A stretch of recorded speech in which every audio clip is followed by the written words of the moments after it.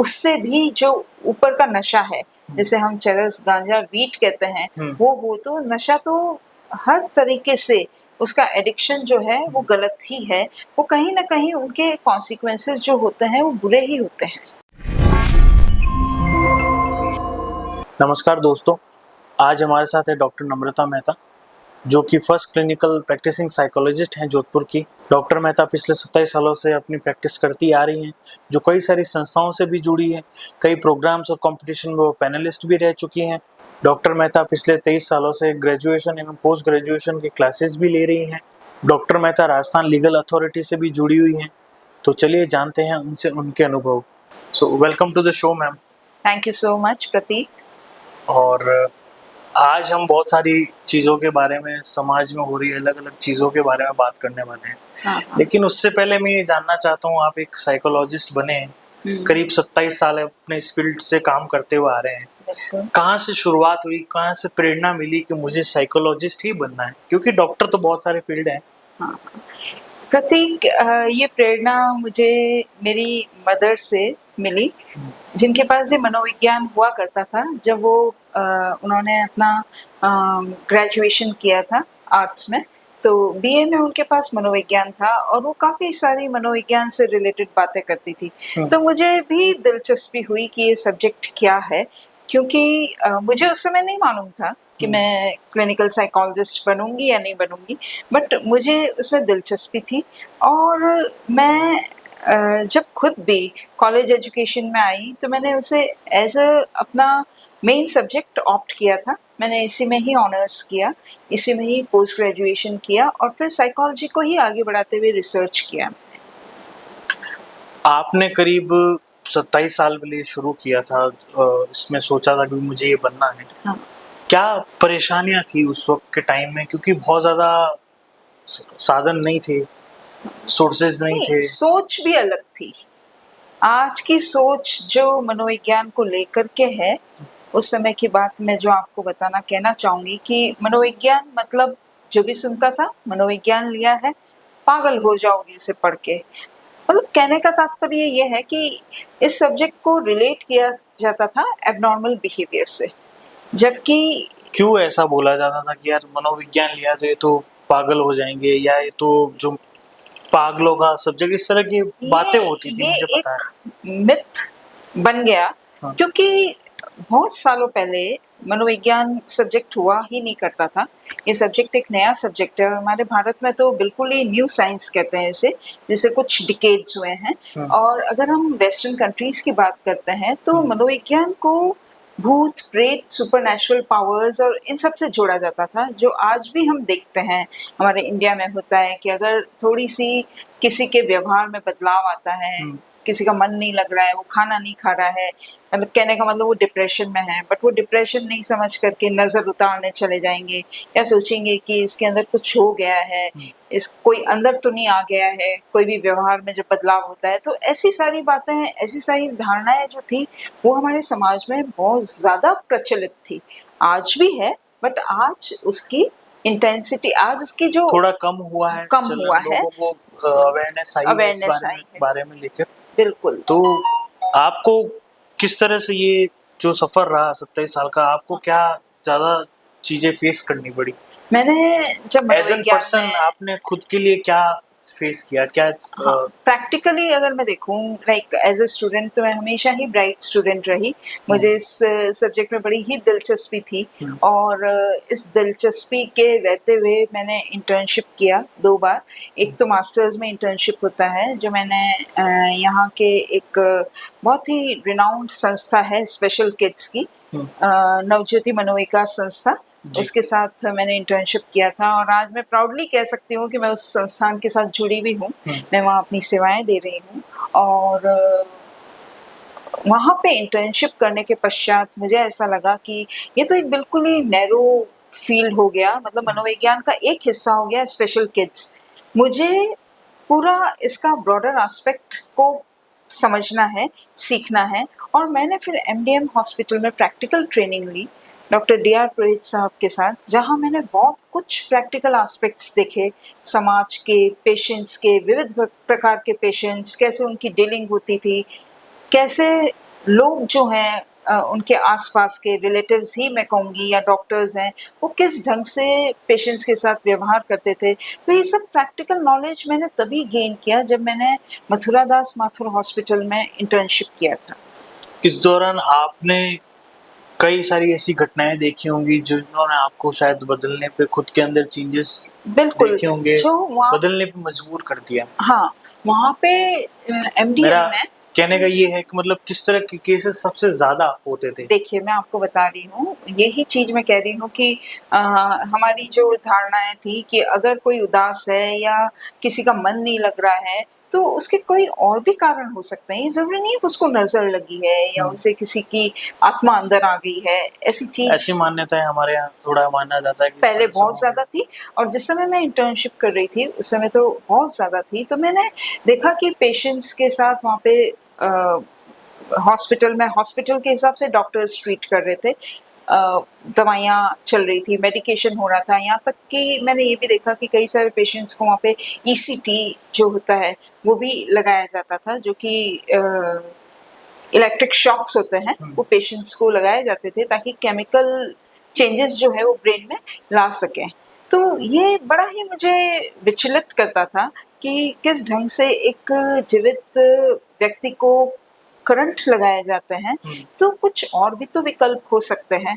और मुझे लगा कि मुझे as a clinical psychologist, as a counsellor, as a therapist अपने आप को एस्टेब्लिश करना है और जहाँ तक हो सके मैं समाज के काम आ पाऊँ और मुझे ये करना है। और यही सोच के साथ मैं आगे बढ़ी। इंटर्नशिप करने के बाद मैंने यहाँ पे निजी अस्पताल में अपनी सेवाएँ देना चालू किया। उस हॉस्पिटल में मैं 1 साल थी। उसके बाद में मैंने एक और बहुत ही रिनाउंड न्यूरो हॉस्पिटल है, जो जॉइन किया, जहाँ पे मैं 2000 से लेकर के 2014 तक थी। करीब 14 साल आपने सेवाएं बिल्कुल, दी मैं वहाँ पे। बिल्कुल 14 साल वहाँ पे थी और कैसा था ये 14 साल का सफर, हाँ, अनुभव जो है? बहुत अनुभव लिए मैंने। क्या जो केसेस सबसे ज्यादा देखने को मिलते थे? डिप्रेशन के तो केसेस होते ही किस हैं, उम्र जो के कि लोगों में ज्यादा थे? इनिशियली जिस समय मैंने ये केसेस देखे थे, तो मैं आज से आपको 27 साल 25 साल पहले की अगर बात बताऊं, तो वो केसेस जो थे मोस्टली आप देखिए टीनेजर्स से लेकर के जब तक नौकरी नहीं लगती है, या कभी कभी कुछ ऐसे केसेस थे जो कि डिवोर्स के, मैरिटल डिस्कॉर्ड के, जहाँ शादियाँ सक्सेसफुल नहीं हो पा रही है, वो केसेस ज़्यादा थे।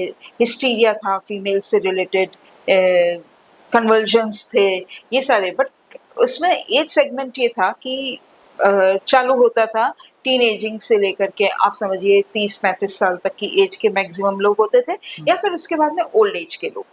ये ऐसा अगर मैं मानूँ तो कुछ 10 साल ऐसे हुए हैं जहाँ मेरे को केसेस डील करने पड़ते हैं, चाइल्ड डिप्रेशन के, चाइल्ड स्ट्रेस, चाइल्ड एंजाइटी। तो ये केसेस जो हैं ये आजकल ज़्यादा इंक्रीज़ हो रहे हैं, जो कि बच्चों से संबंधित मानसिक समस्याएँ, वो वाले जी। केसेस भी आजकल बहुत ज़्यादा इंक्रीज़ हो रहे हैं। ओके, मानसिक तनाव बढ़ रहा था और ये चीजें ज्यादा होती थी। लेकिन आज के इस टाइम में जो छोटे बच्चे जो है 5 से 10 साल के बच्चों में भी ये तनाव बढ़ता जा रहा है, क्या इसके कारण है? क्या एक कारण हम कह सकते हैं मोबाइल एक कारण है? मोबाइल तो कारण अवश्य है, बेशक है वो, बट मैं ये कहना चाहूँगी कि उसका कारण हमारी पेरेंटिंग स्टाइल्स भी हैं, जो बदल गई हैं। न्यूक्लियर फैमिलीज़ हो गई हैं, बिल्कुल छोटी-छोटी फैमिलीज़ हो गई हैं, तो पेरेंट्स का एक ओवर अटेंटिव होना अपने बच्चों की तरफ। तो जिस कारण से बच्चों में पेरेंट्स का जो एस्पिरेशन है, पेरेंट्स अपने बच्चों से बहुत ज़्यादा अपेक्षाएँ कर रहे हैं। तो वो चीज़ें जो है, जो अपेक्षाएँ हैं पेरेंट्स की, जो एस्पिरेशंस हैं पेरेंट्स के, वो बच्चों में एक एंग्ज़ायटी को क्रिएट कर देते हैं, टेंशन को, स्ट्रेस को क्रिएट कर देते हैं। ऐसा हुआ, मार्क्स कैसे आए? बच्चा खुद ही बता देगा, एक्साइटेड होता है वो। आप उससे दूसरी बातें पूछें, आज स्कूल कैसा रहा? आपने कितना एन्जॉय किया? बिल्कुल। आपने अपना टिफ़िन खाया, किसके साथ शेयर किया? तो हम जाने-अनजाने में हम ही बच्चों में स्ट्रेस पैदा कर रहे हैं। हम ही बच्चों में एंग्ज़ायटी पैदा कर रहे हैं। तो पहला फैक्टर तो हो गया पेरेंट्स। फिर आप मोबाइल की बात कर रहे हैं, तो ये भी बिल्कुल आवश्यक रूप से हमारी मानसिकता को प्रभावित करता है। जब हम बड़े लोगों की मानसिकता मोबाइल से प्रभावित हो सकती है या तो कोई भी मीडिया से प्रभावित हो सकती है, तो ये तो बच्चे हैं बच्चों में हो जिन्होंने सकती है। बिल्कुल होती है, बिल्कुल होती है। बच्चों में जो है मोबाइल, आपने बताया कि वो एक कारण है बड़ा कि बड़े भी इन्फ्लुएंस होते हैं, तो बच्चे हो सकते हैं, नहीं होते हैं। होते हैं। तो किस तरह से उसका सॉल्यूशन है? क्या आपको लगता है कि बदलाव होना चाहिए? अच्छा पेरेंटिंग क्या होती है आपके हिसाब से? वापस मैं यही कहना चाहूंगी कि कोरोना के पश्चात, हम्म, कोरोना के समय जो ऑनलाइन क्लासेस और ये सब हुई थी, तो उसके पास उस समय हमारे पास कोई विकल्प नहीं था। हमको बच्चों को मोबाइल से अटैच करना रूबरू, जरूरी हो गया। हाँ, मोबाइल से बच्चे सारे ही अटैच्ड हो गए, जबकि काफी बच्चे इस चीज से दूर थे। हम्म, बट कोरोना के समय ऐसा हुआ हम्म, और बच्चों की एक हैबिट बन गई। पढ़ाई के बहाने बच्चों को मोबाइल मिलता था और बच्चे, छोटे छोटे बच्चे मोबाइल को एक्सेस करने लगे, क्योंकि ये बड़ा सिंपल है। एक सिर्फ बटन दबाना होता है और बच्चों को जो इन्फॉर्मेशन चाहिए या नई भी इन्फॉर्मेशन उनको चाहिए, वो वो भी जाने मिल अनजाने में भी काफी इन्फॉर्मेशन उनको मिलने लग गई। तो ये आदत कोरोना से पड़ी। बट उसके बाद में ये देखा गया कि जैसे बच्चों की आदत पड़ी, वैसे बड़ों की भी आदत थी पहले से ही, और वो उस समय और ज्यादा हो गई क्योंकि और कोई सोर्स ही नहीं था। तो जब बच्चा पेरेंट्स को देखेगा दिन भर मोबाइल को यूज करते हुए, तो पहला तो वो सीखेगा ही सीखेगा। और कई बार ऐसा भी होता है, मैंने ऐसे भी केसेस देखे हैं जहाँ कई बार मदर्स को अपना काम कंप्लीट करना होता है या कहीं सोशल मीटिंग्स में बैठे होते हैं, सोशल गैदरिंग्स में बैठे होते हैं, तो मैं अक्सर देखती हूँ जब बच्चा जानबूझ करके अपनी मदर को परेशान करता है, और जब वो अपनी मदर को परेशान करता है तो मदर तो या as पेरेंट्स usual उसे मोबाइल दे देते हैं। मोबाइल देखे कि खेल लेगा मोबाइल से, ऐसा होता बिल्कुल है। एग्जैक्टली ऐसा ही होता है, और अभी आजकल ज्यादातर ऐसा ही हो रहा है। जाने अनजाने में आदत हम डालते हैं और बच्चा उससे इतना एडिक्टेड हो जाता है कि उसको नहीं मिलता है तो टेंट्रम्स थ्रो करता है, जिद करता है और उसे हासिल करने की किसी भी तरह से कोशिश करता है। कई तरह के नेगेटिव इम्पैक्ट भी इससे देखने को मिले बच्चों की। हमने कई सारी ऐसी खबरें भी सुनी बीच में कि रोशनी आंखों की कमजोर हो गई, एंजाइटी बढ़ गई बहुत ज्यादा। देखिए, स्क्रीन टाइम बढ़ जाता है, स्क्रीन टाइम बढ़ता है तो पूरा शेड्यूल ही खराब होता है। बच्चा खाते वक्त भी मोबाइल को यूज कर रहा है, उसे मना कर दो तो इरिटेट होता है, एग्रेसिव होता है, उसे गुस्सा आने लगता है, और इन सारी चीजों से उसको मानसिक प्रभाव तो पड़ ही रहा है। बट मानसिक प्रभाव के साथ साथ हम अक्सर अखबारों में और मीडिया पे न्यूज़ेस देखते हैं कि किस प्रकार वो फिजिकली भी बच्चों को इम्पैक्ट कर रहा है। तो स्क्रीन टाइम बढ़ने के कारण मानसिक स्वास्थ्य और फिजिकल स्वास्थ्य दोनों ग्रोथ ही नहीं कर प्रभावित पा हो गए हैं। दोनों ग्रोथ नहीं कर पा रही उतनी जितनी होनी चाहिए बच्चे में। अब अगर हम ग्रोथ की बात करें तो आजकल के बच्चे बहुत एक्टिव हैं, बहुत इंटेलिजेंट हैं, बहुत अपने टाइम से पहले मैच्योर हैं। हाँ, तो उनकी ग्रोथ तो हो रही है, बट क्या वो ग्रोथ पॉजिटिव डायरेक्शन में है या नेगेटिव डायरेक्शन में है, ये एक पॉइंट है बड़ा। ये पॉइंट है और हमको मालूम ही नहीं पड़ता है। कई बार अक्सर पेरेंट्स अपने बच्चों को बच्चा ही समझते हैं, पर वो बच्चे बहुत होशियार हैं इस मोबाइल के कारण वो या टाइम स्क्रीन से, के कारण। हाँ, टाइम से पहले उनके पास सारी सब कुछ इंफॉर्मेशन। अवेलेबिलिटी है, सब कुछ अवेलेबल है उनके पास। तो आज से 20 साल पहले का बच्चा और आज अभी इन पीछे 10 सालों के बच्चों को हम देखें तो बच्चों में हर तरह के चेंजेस हो रहे हैं, फिजिकल, मेंटल, हार्मोनल, सभी तरह के चेंजेस हैं। ये प्रभाव इसलिए है क्योंकि ये मीडिया से, ये स्क्रीन से बहुत ज्यादा जुड़े हुए हैं, इनका स्क्रीन टाइम बहुत ज्यादा है, अच्छा, तो इस कारण इनमें एंजाइटी भी बहुत ज्यादा बढ़ती है, डिप्रेशन आता है, क्योंकि सोशल मीडिया पर जब आप दूसरों के अचीवमेंट्स कई बार देखते हैं, पेरेंट्स का ये हो गया कि अपने बच्चे की छोटी से छोटी अचीवमेंट वो सोशल मीडिया पर डालते हैं और उससे दूसरे बच्चे इन्फ्लुएंस होते हैं, इन्फ्लुएंस होते भी हैं और पेरेंट्स करवा भी देते हैं कि देखिए वो तो वहाँ पे फर्स्ट आया है, लेकिन जो बच्चा सेकंड नहीं, आए हो, लेकिन जो बच्चा नहीं कर पाता है उसको, उसके लिए डिप्रेशन है वो। देखिए जो बच्चा नहीं कर पाता वो तो मस्त बच्चा होता है क्योंकि वो करना ही नहीं चाहता, तो उसके लिए वो डिप्रेशन नहीं है। बट जो बच्चा, या हो सकता है उसके लिए वो कंपैरिजन उसकी पर्सनालिटी को इम्पैक्ट कर सकता है, बट जो बच्चा फर्स्ट नहीं आ पाया है और सिर्फ कुछ नंबर से सेकंड पे आया है, तो उस बच्चे को ज्यादा एंजाइटी होती है, उसको ज्यादा स्ट्रेस होती है, वो ज्यादा डिमोटिवेटेड होता है कि इतना अचीव करने पे भी उसके पेरेंट्स उसको दूसरों से कंपेयर कर रहे हैं। इसका क्या सॉल्यूशन है साइकोलॉजी में, जो इतने बच्चे जल्दी डिप्रेस हो जाते हैं दूसरों को देख के कि उसने कर लिया मैं नहीं कर पाया? मैं यही किसी वजह कहना से। चाहूंगी कि इसका सॉल्यूशन ये है कि हम बच्चों के साथ एक तो बिल्कुल फ्रेंडली व्यवहार करें, और दूसरा मोबाइल का स्क्रीन टाइम जो होता है, चाहे मोबाइल हो, टीवी हो, टैब हो, लैपटॉप हो, कुछ भी इलेक्ट्रॉनिक डिवाइसेस कोई भी डिवाइस जो हो, उनका स्ट्रिक्टली टाइम हम बच्चों को उससे हटा नहीं सकते, क्योंकि बच्चों के सामने है ये गैजेट्स। पर हम उनके टाइम को लिमिट कर सकते हैं कि आपको इतने टाइम ये करने को मिलेगा और आपको ये करना है। आपको एक शेड्यूल बनाना है अपने बच्चों के लिए, जिसके लिए आउटडोर एक्टिविटीज भी होंगी, जहाँ पे बुक रीडिंग भी होनी चाहिए, स्टोरी टेलिंग भी होनी चाहिए, और कई सारी और दूसरी एक्टिविटीज होनी चाहिए जिसमें वास्तव में बच्चों का मानसिक एवं बौद्धिक विकास हो सके। फिजिकल और मेंटल हेल्थ फिट रहनी जरूरी है। बिल्कुल। वो वाली बात है। तो इसके लिए कोई खास टिप, कोई पॉजिटिव बात जो बच्चों को आप बोलना चाहेंगे? जैसे जो मेन स्ट्रेस का कारण ये होता है कि कम्युनिकेशन गैप है। पेरेंट्स बच्चों को टाइम बहुत दे रहे हैं, पर वो टाइम कैसे दे रहे हैं? इस क्लास से उस क्लास, या फिर होमवर्क करवा लिया, साथ में खाना खाने बैठे तब भी होमवर्क। तो बच्चा क्या होता है, अपने एक फ्रिक्शन में आ जाता है, वो पेरेंट्स को अवॉइड करने लगता है। तो सबसे ज़्यादा जो ज़रूरी बात है, अपने बच्चों के दोस्त बन करके आप बच्चों के साथ कम्युनिकेट कीजिए, बातचीत कीजिए, बच्चे के साथ बच्चे ही बन जाइए। तब आपको मालूम पड़ेगा कि वो वास्तविकता में उस बच्चे के अंदर क्या चल रहा है, वो क्या सोच रहा है, उसकी मुश्किलें क्या है, और वो कौन सी चीज़ों को करने में उसके इंटरेस्ट है। तक इससे जो है उनका स्ट्रेस भी कम होगा, बिल्कुल कम होगा, क्योंकि वो अपने आप को शेयर कर रहे हैं। अगर कोई भी बात हुई, दोस्त से रिलेटेड भी बात है, और मदर ने आराम से उसे बैठ करके सुन लिया, तो रिलीफ तो बच्चा वहीं पे हो जाता है। मदर का जो भी रिप्लाई होता है, मदर का जो भी रिस्पॉन्स होता है, या पेरेंट्स का जो भी रिस्पॉन्स होता है, बच्चा वहीं पे रिलीव हो जाता है, जब उसे अपनी प्रॉब्लम का सॉल्यूशन घर पे ही मिल जाता है।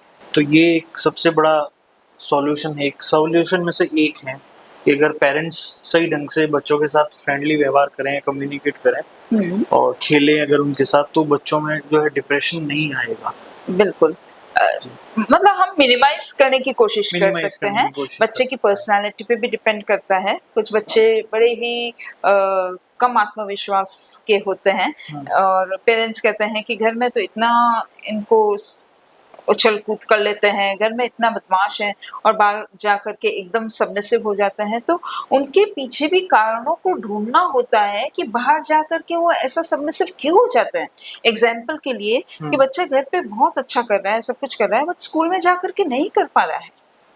तो ये जानना बहुत ज़रूरी है कि बच्चा स्कूल में क्यों नहीं कर पा रहा है, क्या क्या फैक्टर्स हैं कि वो स्कूल को अवॉइड कर रहा है। तो इसके लिए पेरेंट्स को स्कूल में अप्रोच करना चाहिए। स्कूल में आजकल काउंसलर्स हैं, स्कूल में टीचर्स हैं जो कि बड़े अंडरस्टैंडिंग होते हैं, और जब पेरेंट्स अपने बच्चों की प्रॉब्लम को लेकर के स्कूल के टीचर्स को या स्कूल के मैनेजमेंट को, एडमिनिस्ट्रेशन को जब इन्वॉल्व कर लेंगे, तो मुझे नहीं लगता कि जब बच्चा घर पे उसको सभी सुन रहे हैं और स्कूल में भी सभी सुन रहे हैं, तो मुझे नहीं लगता कि उसे किसी भी तरह की प्रॉब्लम्स जो है परमानेंटली फेस करनी पड़ेगी। देखिए, प्रॉब्लम्स तो होंगी लाइफ में, ऑब्वियसली मैम, बट उनको सॉल्यूशन जब मिल जाएगा तो उनका आत्मविश्वास बढ़ेगा, वो आगे आएंगे और लाइफ में अच्छा कर पाएंगे। बिल्कुल सही है कि एक सपोर्ट करने वाला अगर अच्छा मिल जाए, चीज़ों को समझने वाला, तो प्रॉब्लम काफ़ी हद तक सॉल्व की जा सकती है या मिटाई जा सकती है, ऐसा कह सकते हैं। मैम, बच्चों की एंजाइटी के बारे में बात कर ली, डिप्रेशन के क्या क्या कारण हो सकते हैं। करियर को लेकर आजकल एक बहुत तनाव सा रहता है अलग ही, और बहुत कंफ्यूज रहता है बच्चा कि क्या करें, क्योंकि पहले के टाइम की अगर थोड़ी बात करें तो डॉक्टर, इंजीनियर, सीए, वकील, यही कुछ ऑप्शंस होते थे। कैरियर ऑप्शंस काफी सारे हो गए अब बहुत ज्यादा हो गए हैं, तो बच्चा कंफ्यूज है, थोड़ा परेशान भी है कि क्या करूं क्या ना करूं। सोशल मीडिया एक प्लेटफॉर्म आ गया है जो बच्चों को बड़ा इन्फ्लुएंस करता है कि ये कर दूं, बट वहाँ पे सफल होना इतना आसान नहीं होता है। आप ये बिल्कुल सही कह रहे हैं। मैं काफ़ी बच्चों से मिली और बच्चा ये सोचता है कि क्रिकेटर बन जाएँगे तो इतना पैसा कमाएँगे। हर किसी को लगता है सचिन तेंदुलकर बन जाओ, बट ये मुमकिन नहीं है हुँ। क्योंकि इन सब चीज़ों का पैशन होने के साथ-साथ अंदर काबिलियत होनी भी है। काबिलियत होनी भी बहुत ज़रूरी है। हुँ। तो बिल्कुल बच्चा कन्फ्यूज़ है इतने सारे करियर ऑप्शंस के कारण, और इसमें मैं सिर्फ़ मीडिया का ही इन्फ्लुएंस नहीं बताऊँगी। कभी-कभी ऐसा होता है, पीयर प्रेशर भी हो जाता है कि मेरा दोस्त या मेरी फ्रेंड इस फ़ील्ड में जा रही है, तो मुझे भी उसी फ़ील्ड में जाना है क्योंकि दोस्त अलग नहीं होना चाहते। हुँ। या फिर कभी ऐसा होता है कि सेकेंडरी एजुकेशन बोर्ड एग्ज़ामिनेशन में अगर बच्चे के 80% 90% प्लस मार्क्स आए हैं, हुँ। तो पेरेंट्स को ये लगता है कि हमारा बच्चा बहुत इंटेलिजेंट है और हमारा बच्चा ज़रूर आईआईटी क्रैक कर लेगा, नीट क्रैक कर लेगा डॉक्टर बनेगा या या इंजीनियर बन जाएगा। हाँ। और वो बच्चे को इतना प्रेशराइज़ कर देते हैं कि तुम पढ़ने में होशियार हो, तुम आईआईटी कर सकते हो, तुम नीट कर सकते हो, तुम डॉक्टर या इंजीनियर बन सकते हो। बिल्कुल। मेरा उन सारे पेरेंट्स को ये कहना है कि डॉक्टर और इंजीनियर बेशक बहुत अच्छा प्रोफ़ेशनल कोर्सेज़ हैं, और एक बार इसमें एंटर कर लेते हैं तो बच्चे के सामने बच्चे का गोल अचीवमेंट हो ही जाता है ऑलमोस्ट 90%। पर मैं ये कहना चाहूँगी कि बच्चे की काबिलियत उसके मार्क्स से मत देखिए, क्योंकि आज के टाइम में सेकेंडरी एजुकेशन में हम देखते हैं सारे बच्चों के मार्क्स बहुत अच्छे आ रहे हैं जो कि आज से 20 साल पहले नहीं आया करते थे। हुँ। इसका मेन कारण ये है कि हमारी एजुकेशन पॉलिसी काफ़ी लिबरल हो गई है और स्कूल भी बच्चों को इंटरनल असेसमेंट में मार्क्स भेजता है। तो बिल्कुल। इससे बच्चों की परसेंटेज अच्छी हो जाती है। हमको ये देखना है कि बच्चों का एप्टीट्यूड कैसा है? क्या उसे साइंस और मैथ्स में इंटरेस्ट है? कई सारे बच्चों से मैं मिली हूँ जो कि सिर्फ़ अपने पेरेंट्स के कहने पे आईआईटी में एंटर कर लेते हैं और उसके बाद में वो डिप्रेशन में आ जाते हैं। तो उस वक़्त जब वो डिप्रेशन में आते हैं, जो वो पहले ही साल में अभी बच्चा आईआईटी या किसी बड़ी कॉलेज में किसी भी फ़ील्ड में गया है, तो हमने ऐसा देखा कई बार लोग बच्चे जो हैं नशे की तरफ बढ़ने लगते हैं, नशा शुरू कर देते हैं। किस तरह से वो परेशानी उनके ऊपर हावी हो जाती है? नशा तो हमारे समाज की एक सबसे ज़्यादा एक क्रूशियल प्रॉब्लम है। मैं ये कहूँगी कि आज का युवा जो है सब कुछ उसमें कैपेबिलिटीज़ होते हुए उसमें इतना पोटेंशियल है, इतना स्मार्ट है, इतना उसका आईक्यू लेवल हाई है, हुँ। बट ये एक ऐसी चीज़ कि वो सब चीज़ में अच्छा करते हुए भी नशे की तरफ चला जाता है। क्योंकि यहाँ पे भी एक मिथ है कि नशा करेंगे तो स्ट्रेस फ्री हो जाएँगे, रिलैक्स हो जाएँगे, और कुछ ऐसे नशे जो हैं वो आस-पास उपलब्ध हैं हुँ। जो जिसके लेने का कारण यूथ ये बताता है कि इससे याददाश्त बढ़ती है, मेमोरी बढ़ती है, कंसंट्रेशन बढ़ता है और इससे कोई साइड इफ़ेक्ट्स नहीं होते, इसलिए हम ये लेते हैं और इससे हम पढ़ाई में और अच्छे मार्क्स लेकर के आ पाएँगे। तो ऐसा भी सुनने को मिल रहा है, ऐसा भी दिखाई दे रहा तो है क्या ये कि सही है कि जो बच्चे कह रहे हैं कि क्योंकि नशा तो किसी प्रकार नशा से तो लोग नशा ही है, वो सही तो हो नहीं चाहे वो सकता। किसी भी चीज़ का नशा हो। तो नशा होना तो गलत ही है, वो सही है ही नहीं। चाहे वो सिगरेट का हो, अल्कोहल का हो, चाहे वो कोई भी उससे भी जो ऊपर का नशा है, हुँ। जिसे हम चरस, गांजा, वीट कहते हैं, हुँ। वो हो तो नशा तो हर तरीके से उसका एडिक्शन जो है वो हुँ। गलत ही है। वो कहीं न कहीं उनके कॉन्सिक्वेंसेस जो होते हैं वो बुरे ही होते हैं। तो बच्चे उससे को नेगेटिव इम्पैक्ट बहुत पड़ता है उनकी बॉडी पर और सभी मेंटली। ओवरऑल सभी मेंटल, फिज़िकल एग्रेसिव हो जाते हैं, डिपेंडेंट हो जाते हैं वो उसके ऊपर, और वो धीरे-धीरे सोशली कट भी होने लगते हैं।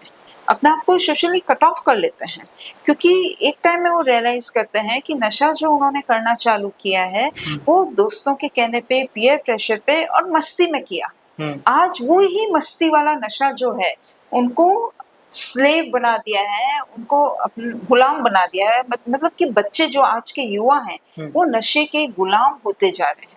और जब उनको लगता है कि वो इसमें फँस गए हैं, तो धीरे-धीरे अपने आप को सोशली कट ऑफ कर लेते हैं, क्योंकि जिस नशे का उनको एडिक्शन हो गया है, उसकी तो उनको पूर्ति करनी ही करनी है। बाकी कोई आवश्यकताएं वो पूरी करे ना करे, उनको उसकी पूर्ति करनी है। एज अ रिजल्ट वो समाज से कटते जा रहे हैं अपने नशे की पूर्ति करने के लिए। ये नशा स्कूल कॉलेज में तो देखते आए हैं, किस तरह की कौन से ऐसे स्टूडेंट होते हैं जो ज्यादा इस तरफ जल्दी एडिक्ट हो जाते हैं, जो बढ़ते हैं? नहीं, इसमें हम डिमार्केशन नहीं कर पाएंगे कि कैसे स्टूडेंट्स होते हैं। मैं या सबसे बड़ा अगर- कारण यही है कि वो एंजाइटी में आके और नहीं नहीं नहीं, या एंजाइटी प्रेशर तो दोस्तों का? मैं ऐसे बच्चों से भी मिली हूँ। हाँ बिल्कुल, पीयर प्रेशर या फिर एक एडवेंचरस दिमाग जो ये कहता है कि करके तो देखते हैं, कुछ नहीं होता, सभी तो करते हैं। हाँ, तो क्या ये कुछ बच्चों नहीं में एक होता? धारणा है कि कुछ नहीं होता है, मस्ती करेंगे, इसमें तो मजा आता है, मस्ती करते हैं, हाई हो जाएंगे। ये सारी चीजें बच्चों से सुनने को मिलती है जब उन बच्चों से इंटरेक्शन होता है तब। और इसमें मैं यही कहना चाहूंगी कि पेरेंट्स को, आप अपने बच्चों को जो पॉकेट मनी देते हैं, ये आपको ध्यान रखने की बहुत ज़रूरत है कि बच्चा पॉकेट मनी कहाँ पे खर्च करता है, उसके दोस्त कौन है, वो कहाँ आ रहा है, वो कहाँ जा रहा है, वो किससे इंटरेक्ट कर रहा है। ये पेरेंट्स को ध्यान देने की ज़रूरत है। सर्कल बहुत बड़ा एक कारण है, डिपेंड करता है आप किस तरह के आप बच्चे माहौल को में रहते देखिए, हैं। माहौल आप रोक नहीं सकते क्योंकि आप बच्चे को घर बिठा नहीं सकते। माहौल उसे हर जगह हर तरह का मिले, पर उसमें वो वैल्यूज पेरेंट्स डाल दें कि बच्चे को ये मालूम हो कि उसके लिए अच्छा क्या है और बुरा क्या है। तो नशे की तरफ तो बढ़ते ये हैं सब तो कहने की बात है, करियर का प्रेशर या जो भी है, उसमें मैं पेरेंट्स को यही कहना चाहूंगी कि करियर सिलेक्शन जो है आजकल एक क्रूशियल प्रॉब्लम हो गई है बच्चों के लिए। पेरेंट्स अपना दबाव बच्चों पे न डालें, और मैं तो यही कहना चाहूंगी कि बच्चे जो हैं खुद से ही अपनी कैपेबिलिटी के हिसाब से अपने सब्जेक्ट को चूज करें, अपना डिसीजन लें, और हो सके तो वो अपने पेरेंट्स से मदद मांग सकते हैं। अगर उनकी कोई क्वेरी है तो अपने पेरेंट्स के थ्रू सॉल्व करवा सकते हैं या प्रोफेशनल हेल्प ले सकते हैं। बिल्कुल सही कहा आपने। बट क्या इसमें ये माना जा सकता है कि जो बच्चे पढ़ने के लिए शहर से बाहर या घर से दूर जाते हैं वो जल्दी एडिक्ट होते हैं कंपेयर टू जो शहर में अपने घर में अपने परिवार के साथ रह रहे हैं?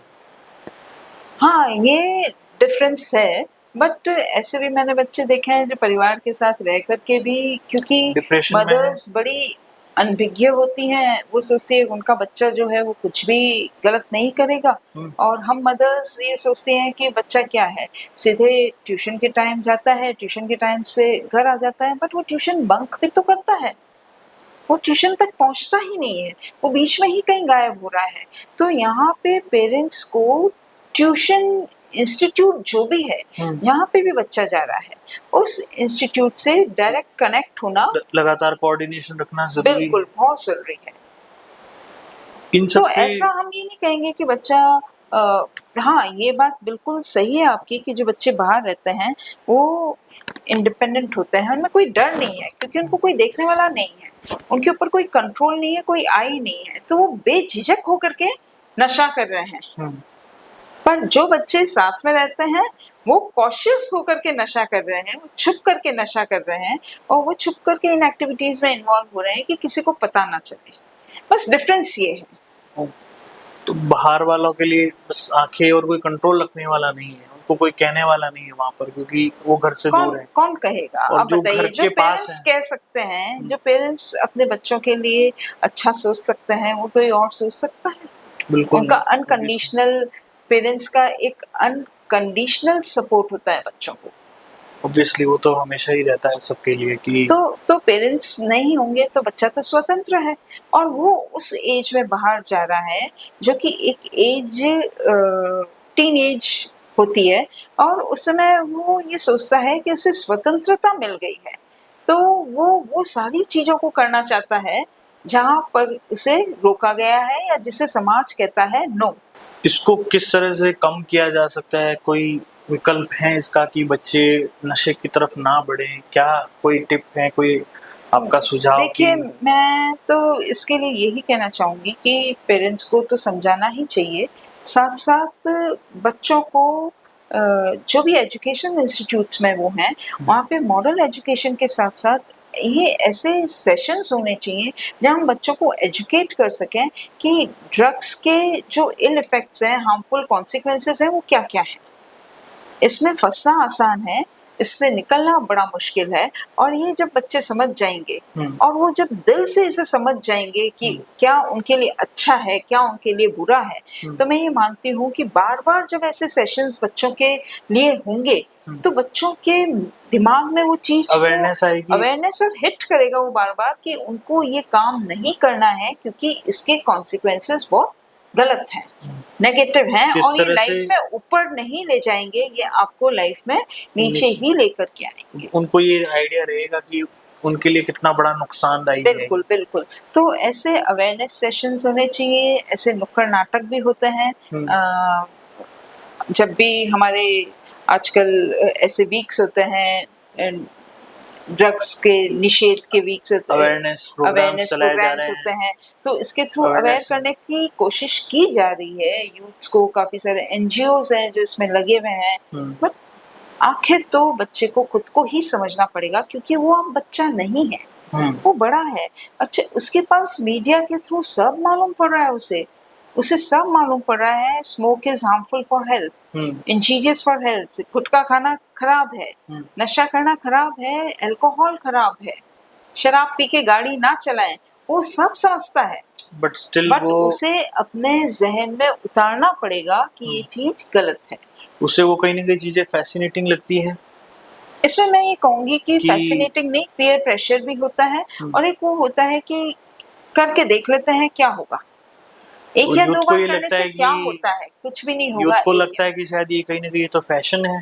हाँ ma'am, as a clinical psychologist आप 27 साल से इस क्षेत्र में काम कर रही हैं। हजारों पेशेंट्स आपके पास आए होंगे, आपने ट्रीट किया होगा। लेकिन ज्यादातर ऐसा देखा गया कि कई सारे पेशेंट आते हैं जो अपनी व्यक्तिगत बात करने में, पर्सनल बातें जो हैं डॉक्टर के सामने कहने में झिझकते हैं। किस तरह से उनको आप कन्विंस कर पाते हैं, या ऐसा क्या ट्रीटमेंट करती हैं कि लोग अपनी पर्सनल बातें आपके सामने, अपनी प्रॉब्लम्स जो हैं, पर्सनल प्रॉब्लम जो है वो रख पाए? क्योंकि कई सारी बातें ऐसी होती जो अपने परिवार के सामने भी नहीं रख सकते, अपनी हस्बैंड या वाइफ को भी नहीं कह सकते हैं। आप बिल्कुल सही कह रहे हैं। ऐसी ये समस्या मेरे ख्याल से सभी क्लाइंट या पेशेंट जो भी आता है उसके मन में होती है कि जब मैं अपने मन की बात बताऊंगा तो ये कहीं बात बाहर तो नहीं चल जाएगी।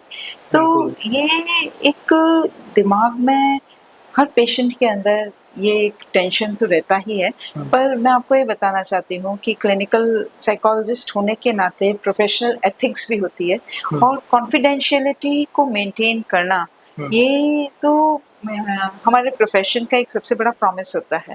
तो पहला रूल कह सकते हैं इसको कि कॉन्फिडेंशियल रहना। और वो जब भी क्लाइंट आता है तो उसके साथ इस ढंग से रेपो स्टैब्लिश किया जाता है, उसे कॉन्फिडेंस में लिया जाता है कि उसकी बात जो भी होगी वो उसके और थेरेपिस्ट के बीच में ही रहेगी, वो कहीं पे भी बाहर बात नहीं जाएगी। जब क्लाइंट के अंदर ये कॉन्फिडेंस आ जाता है, पेशेंट के अंदर वो कॉन्फिडेंस आ जाता है, तो मैं आपको बताना चाहती हूँ प्रतीक कि पेशेंट या क्लाइंट रुकते ही नहीं, और वो सारे अपने इमोशंस को पेंट आउट कर देते हैं। और ऐसा कभी होता है कि 1-2 सेशंस लगते हैं, कभी ऐसा पहले सेशन में ही हो जाता है, क्योंकि एक थेरेपिस्ट होने के नाते आपको एम्पैथेटिक होना पड़ता है। आपको ये देखना पड़ता है कि क्लाइंट जो सोच रहा है उसकी परेशानी जो है वो वाजिब है। वहाँ पे आपको जजमेंटल नहीं होना है कि वो गलत सोच रहा भी है तो उसे ये रियलाइज कराना कि ये गलत है। उसको सुनना जरूरी है, उसके एनवायरनमेंट को, उसके सर्कमस्टेंसेस को, उसके कंडीशंस को जानना ज्यादा जरूरी है। और जब क्लाइंट आपके कॉन्फिडेंस में आ जाता है तो आपके सामने सब कुछ खोल के रख देता है, जैसे एक खुली किताब है। और ऐसा होना बेहतर है, क्योंकि आधी अधूरी बात से हम सॉल्यूशन तक नहीं पहुंच पाते। इनमें आजकल देखा जा रहा है कि डिवोर्स के केसेस बहुत बढ़ रहे हैं समाज में, हर जाति हर वर्ग में ऐसा देखा जा रहा है कि, तो उस तरह के केसेस भी आपके पास बहुत आते होंगे। बिल्कुल आते हैं, मैरिटल डिस्कॉर्ड के, या डिवोर्स, शादी हुई नहीं, 3 महीने साथ में रहे नहीं और अलग होने की बातें हो जाती है। तो ये तो जैसे हमारी समाज में नशा जो है जो नशा जो हमारे समाज की एक विडंबना है, वैसे के वैसे जो आज का यूथ है, शादी नहीं करना चाह रहा है या डिवोर्सेस हो रहे हैं, ये भी हमारे समाज के लिए बहुत ही घातक होता जा रहा है। किस प्रकार ये केसेस जो हैं, मतलब किस वे में ज्यादा बढ़ रहे हैं? क्योंकि मैं अपनी अगर बात करूं, अगर मैंने अपने सराउंडिंग जो देखा है, मैं किसी एक वर्ग को या किसी जाति को या किसी एक पर्टिकुलर समुदाय को ये नहीं कह सकता कि ऐसा है, नहीं, सभी जगह है। सभी जगह है। बट मेरा ऐसा देखना, जो मेरे देखने में आया है कि ज्यादातर महिलाओं की तरफ जो है केसेस, उनका डिसीजन आता है, लेकिन वो नेगेटिव होती है ज्यादातर, वो गलत हो रही है साबित। लेकिन फिर भी जो है आदमियों के लिए, पुरुषों के लिए जो है कहीं ना कहीं ये मुश्किलें बनती जा रही है दिन ब दिन, कि सिर्फ उनके लिए शायद यही एक वजह रह गई है कि कुछ केसेस में जो मैंने देखे हैं, जो मेरे क्लोज फ्रेंड्स में से कुछ हैं, जिनमें मैंने देखा है कि सिर्फ पैसों के लिए शादी की गई है, कि शादी करो और आधी प्रॉपर्टी लेके आ जाओ। ये ऐसा देखिए हर जगह नहीं हो रहा है। हाँ। ऐसा हम जनरलाइज नहीं कर सकते कि सारे डिवोर्सेस इसी कारण से हो रहे हैं। जो मेरे को जो समझ में आता है वो है कि टॉलरेंस पावर बहुत कम हो गई है। एज ऑफ मैरिज जो है वो काफी इंक्रीज हो गई है, बढ़ गई है और बड़े एज में बच्चे शादी करने लग गए हैं। मेरे कहने का मतलब ये है। और एक ईगो प्रॉब्लम्स बहुत है। पहले ये हुआ करता था, जैसे आज का बच्चा ये कहता है कि हम अर्न करते हैं, हम किसी का क्यों सुनेंगे। तो अर्न तो हमारे समय भी महिलाएं करती थी, महिलाएं करती है, आज भी कर रही हैं, बट अपने घर को भी तो वो संभाल के चल रही हैं। या हमने हमारे पेरेंट्स के समय भी महिलाओं को काम करते हुए देखा है, बट ऐसा तो नहीं है कि वो डिवोर्स ले रहे हैं। तो जब हमारे पेरेंट्स ने, हमने आज तक अपने घर को काम के साथ बैलेंस किया है या काम को घर के साथ बैलेंस किया है, तो आज का यूथ क्यों नहीं कर पा रहा है। तो इसमें एक बहुत बड़ा कारण जो है वो टॉलरेंस पावर नहीं है, क्योंकि बच्चा शुरू से ही अपने घर में ही वो चीज नहीं देख रहा है। आज के टाइम में रियरिंग प्रैक्टिसेस जो है, जिस ढंग से बच्चे का पालन पोषण हो रहा है, स्पेशली जो गर्ल चाइल्ड का पालन पोषण हो रहा है, बॉय चाइल्ड के पालन पोषण में कोई डिफरेंस नहीं है, होना भी नहीं चाहिए। मैं नहीं कहती हूँ कि होना चाहिए, बट साथ में एक नेगेटिविटी नहीं बच्चों के अंदर डेवलप करवानी चाहिए या बच्चों को नहीं करनी चाहिए, स्पेशली गर्ल्स चाइल्ड को, कि हम कमाते हैं, हम कमा रहे हैं, हम सेल्फ डिपेंडेंट हैं, तो हम सब कुछ कर सकते हैं और अकेले रह सकते हैं। ऐसा बिल्कुल सही नहीं है, ये बिल्कुल गलत चीज है। ये धारणा जो है कि हम अकेले रह सकते हैं, अकेले नहीं रह सकते। एक एज के बाद में कंपेनियनशिप की जरूरत होती है, जब आपके पेरेंट्स भी नहीं रहते और जब आपके सिबलिंग्स सब अपनी अपनी जगह जाकर के सेटल हो जाते हैं। तो मैं ऐसे सेशंस के माध्यम से, मेरी हमेशा कोशिश रहती है कि मैं डिवोर्स को बचाऊं, मैं किसी का भी घर ना तोड़ूं, और स्पेशली अगर जब बच्चे हो जाते हैं तो मेरी हमेशा कोशिश रही है कि मैं बच्चे का सोचती हूँ और पेरेंट्स को मिलाती हूँ। और उन केसेस में दिक्कत ज्यादा होती होगी जहाँ बच्चे भी इन्वॉल्व हैं, कि भी इनका बच्चा है। हाँ, क्योंकि जो नई नई शादी हुई उनमें तो शायद बच्चा नहीं है, तो दिक्कत वहाँ उतनी शायद ना हो। नहीं, दिक्कत तो उसमें ये होती है कि आप जो कानून की बात कर रहे हैं, जो लॉज की बात कर रहे हैं, तो फीमेल्स के लिए सारे लॉज हैं वो गलत डायरेक्शन में यूज होते हैं, तो मेल्स के लिए तो प्रॉब्लम्स होती ही हैं। वो बहुत ज्यादा वो लोग स्ट्रेस और एंजाइटी में आ जाते हैं कि क्या होगा। तो अल्टीमेटली किसी का भी हो, चाहे वो मेल हो या फीमेल हो, हर तरीके से नुकसान होता है, फाइनेंशियली, मेंटली, फिजिकली, इमोशनली, सब तरीके से, सब तरफ से इंडिविजुअल टॉर्चर्ड फील करता है। वो रिलैक्स तो चाहे मेल हो या चाहे फीमेल हो, कोई भी रिलैक्स तो नहीं रह सकता लड़ाई झगड़े में। तो यहाँ पे एक समझदारी से, अगर आपने शादी किया है तो कुछ सोच के किया है, अगर आप 3 महीने साथ में रहे हैं तो कुछ सोच के रहे हैं, तो समझदारी से एक अंडरस्टैंडिंग को डेवलप करके, थोड़ा सा कॉम्प्रोमाइज करके दोनों तरफ से जिंदगी को चलाया जाता है। ऐसे डिवोर्स नहीं लिया जाता है, या ये सोच नहीं रखी जाती है कि हमको शादी ही नहीं करनी है, ये विकल्प नहीं है। बट ये कहीं ना कहीं जिस तरह के केसेस बढ़ते जा रहे हैं समाज में डिवोर्स के, उससे कहीं ना कहीं दूसरे लोग जो हैं बैचलर्स लोग हैं वो कहीं ना कहीं इन्फ्लुएंस तो हो ही रहे हैं बिल्कुल कि यार हताश हो रहे हैं कि डिवोर्स देखो हो रहे हैं उसका यार, डिवोर्स हो गया, हम इसका नहीं कर डिवोर्स रहे हो गया, और सही कारण किसी को भी नहीं मालूम होता है कि डिवोर्स क्यों हो रहा है। हैं। तो इसमें मैं बड़ों की भी भागीदारी समझती हूँ कि उनको भी एक समझदारी का स्टेप लेकर के अपने बच्चों को समझाना चाहिए कि डिवोर्स इसका विकल्प नहीं है। अगर आप कॉम्प्रोमाइज़ करके अंडरस्टैंडिंग को डेवलप करके टॉलरेंस पावर को बढ़ा करके अपने ईगोज़ को नीचे करके साथ में रहो तो वो ज़्यादा अच्छा है। ये किस हद तक मित बातें जो हैं वो सही हैं कि एक लड़की के घर में उसकी मदर की ज़्यादा इन्वॉल्वमेंट होती है, ज़्यादा बातें होती है, तो ये कहा जाता है कि दिन भर जो है अपनी माँ से बातें करती हैं, वो उसकी कहने पर चलती है, इसलिए उसकी मैरिज लाइफ जो है सही नहीं चल रही है, डिवोर्स के कारण है। देखिए, अक्सर ऐसा सुनने में आता है, हुँ, पर मैं तो इसीलिए कह रही हूँ कि पेरेंट्स को ही समझाना चाहिए। हुँ, पेरेंट्स को बच्चों से बिल्कुल उनका हक है। एक फीमेल सब कुछ छोड़ के आती है, तो मैं ये चीज़ को समझती हूँ कि हुँ, वो अपने पेरेंट्स से बात करेगी, हुँ, पर बात जनरल होनी चाहिए। हुँ, कैसे हो, क्या हो, हुँ, ये सब नहीं होनी चाहिए कि आपके घर में क्या चल रहा है। अगर ऐसी बात वो भी होती है, हुँ, तो मैं पेरेंट्स को कहना चाहूँगी कि अगर आप चाहते हैं कि आपके लड़के या लड़की की मैरिड लाइफ सफल रहे हुँ, और वो एक अच्छी मैरिड लाइफ जी सके, हुँ, तो उनके बीच में उनके घरों को डिस्कस ना करें। अपने बच्चे की दोनों बात अपने बच्चे तक। घरों की बात अलग-अलग रहे हाँ, तो क्यों डिस्कस करना कि किसके घर में क्या हो रहा है? तो कोई भी पेरेंट्स को नहीं करना चाहिए। बिल्कुल, मैं तो ये सोचती हूँ जब 2 फैमिलीज़ आपस में जुड़ती हैं, हुँ, तो रिश्ते बनते हैं और ना कोई अंतर नहीं होता। तो बिल्कुल, दोनों फैमिलीज़ को बल्कि ये सोचना चाहिए कि वो अलग नहीं हैं हमसे, हम सब एक हैं।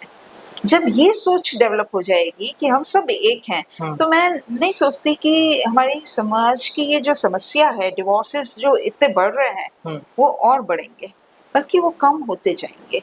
समझदारी से हमको हर कदम को उठाना है।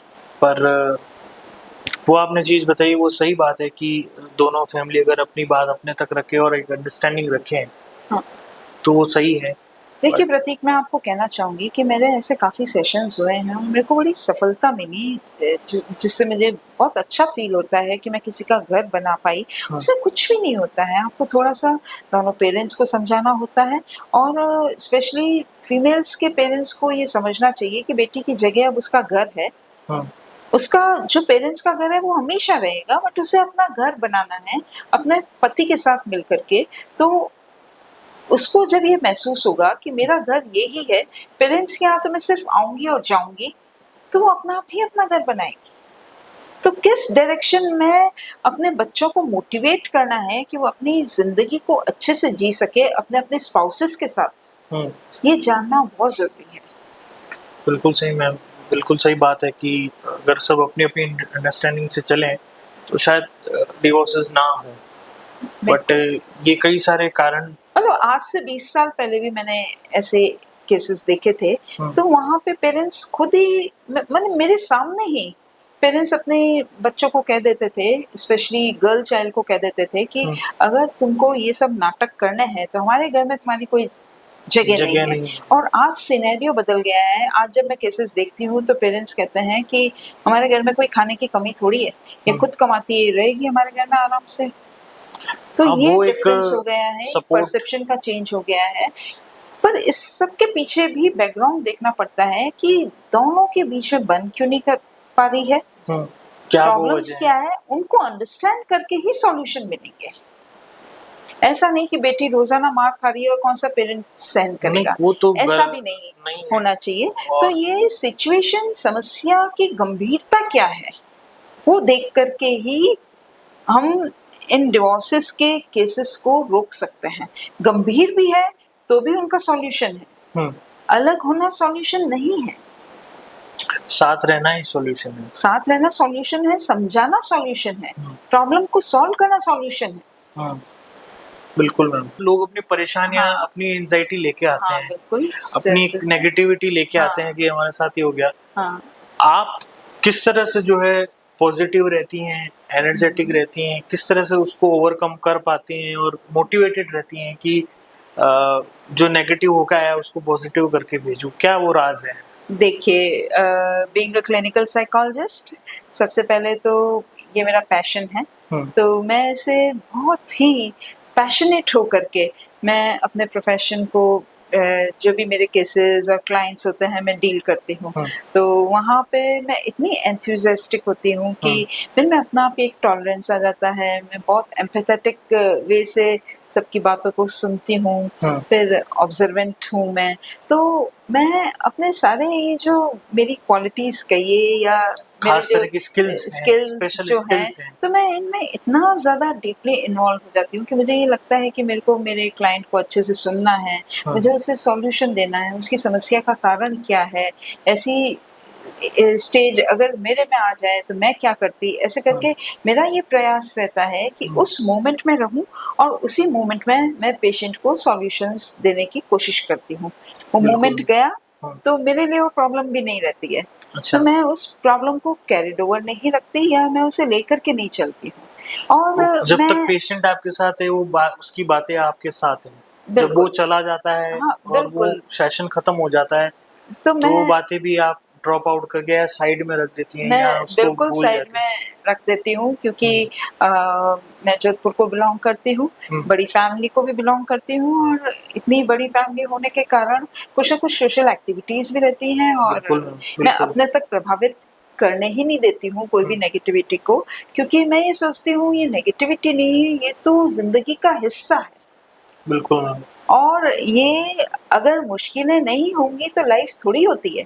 तो लाइफ तो जो है, जो ये सफ़र है वो लर्निंग्स हैं लाइफ ये के। लर्निंग्स हैं। ये हम ये सोचें कि अगर फेलियर्स हैं, ये फेलियर्स नहीं होते तो हम सीखते थोड़ी। तो बिल्कुल। मैं उनसे इन्फ्लुएंस ही नहीं होती हूँ, तो नेगेटिविटी की तो बात ही नहीं आती है।